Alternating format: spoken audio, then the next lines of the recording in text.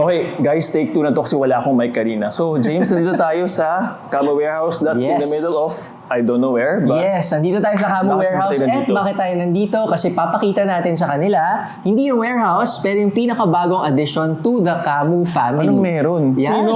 Tingnan Ano? natin. Dito tayo sa labas. Let's go. Dito tayo sa labas. Guys, kikita nyo ba yan? Yung nasa Ay. likod natin? Yan yung ating Ano ba, Camo kotse? van. Yan. Ano pala tayo?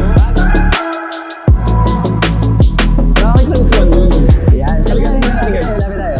So guys, magagamit yata natin sa mga on-site activation. So meron tayong naka-plastic na mga life-size products, demo na actual products, and meron tayong magagawang styling sessions guys. Magpapagupit tayo mamaya.